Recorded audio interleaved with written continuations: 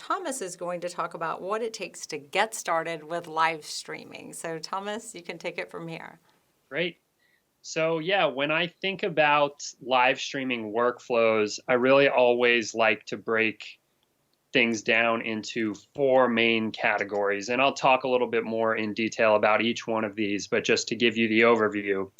The first category that I always think about is audio and audio sources. So how do we bring audio, microphones, music, all that kind of stuff into our broadcasts? The second is video sources, which can include cameras or presentation feeds or video roll-ins, maybe stuff like that. The third is Video Village, I call it, which can encompass a lot of things.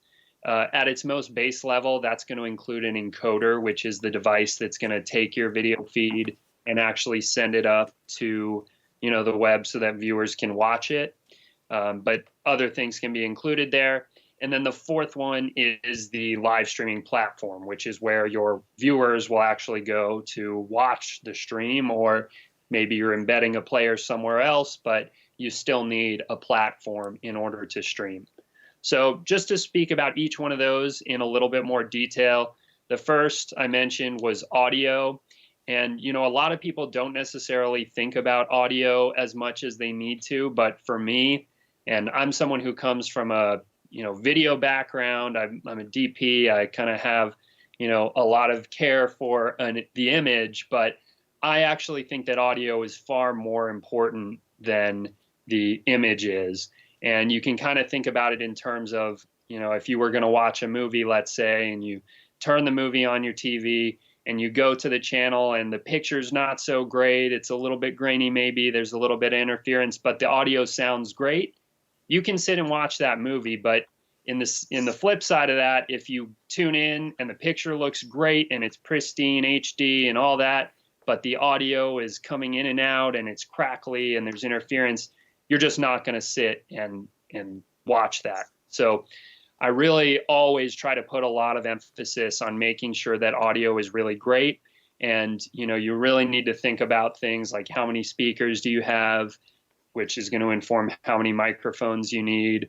When you get into more complex workflows, you really want to make sure that you're including a keyboard and a sound operator so that you can control the levels of individual mics and all that kind of stuff. So audio is super important, and there's a lot that you can do with it. The second category that I mentioned was cameras or video sources. So, that can be anything from a camera, multiple cameras. We always like to do our live streams with multiple cameras because it just adds this level of production value. It makes things much more dynamic and it allows you to show much more.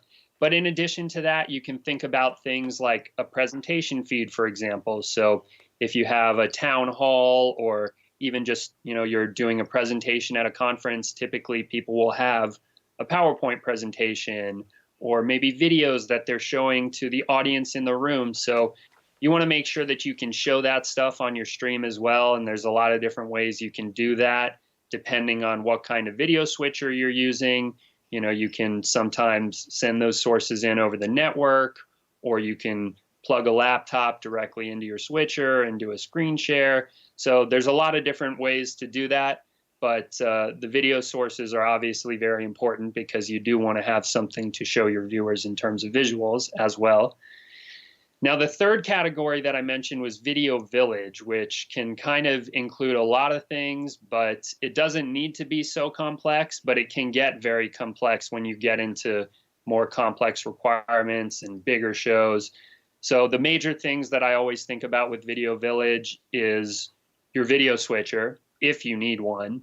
If you only have one camera, then maybe you don't need a video switcher, but most of the time we're using a switcher where we can bring multiple camera sources in, as well as include graphics, video roll-ins. We can include those presentation feeds if we're using those. So that's the video switcher. And with switchers, you really have two different kinds of things. You have what we call hardware-based switchers and software-based switchers.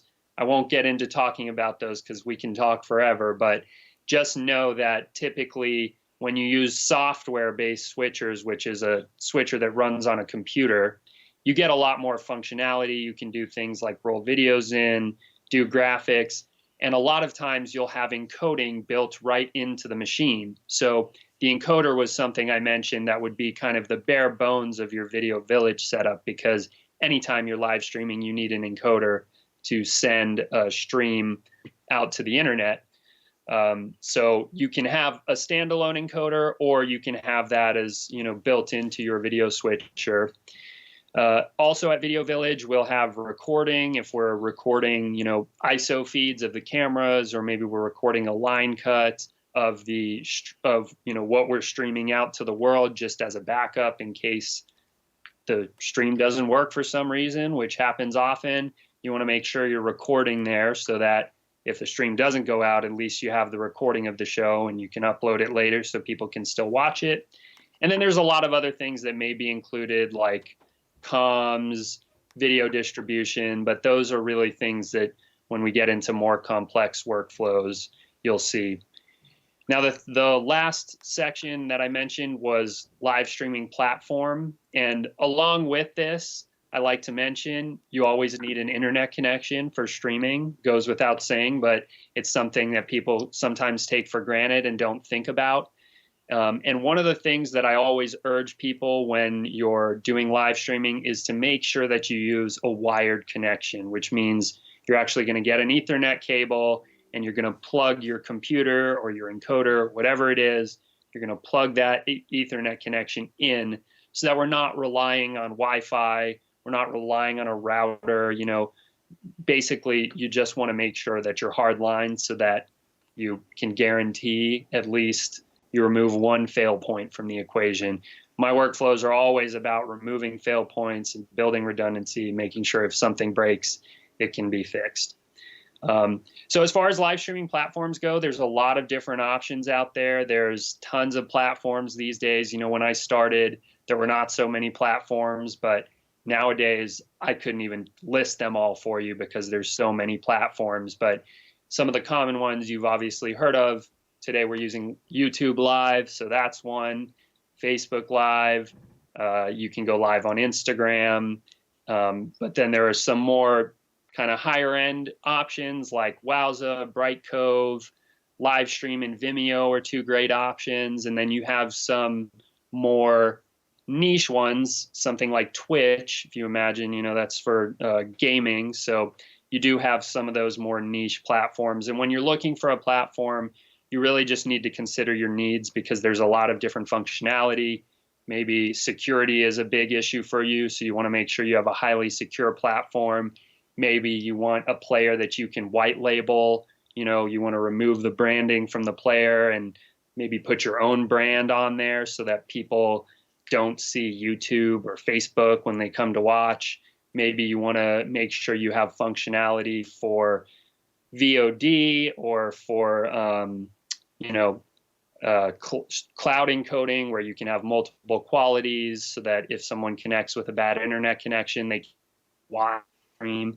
So there's a lot of different things to consider with platforms, and kind of like, Donna mentioned, you really just want to list out the things that are important to you and then figure it out from there. So later on, we're going to do some more streams to go more in depth about each one of these categories, where I'll kind of give you some recommendations for cameras, for audio, for video switchers, and for platforms, but that's a little bit too deep for us to get into with this basic discussion here.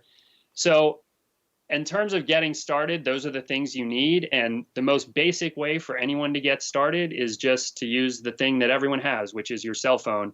And if you think about your cell phone, it's actually got all of those things that I mentioned built right in. You've got a microphone to capture audio, you've got a camera to capture video, you've got an encoder. Typically that would be an app of some kind, Facebook Live or YouTube Live or Livestream. All of these platforms have apps that you can use to stream. So that's going to be your encoder.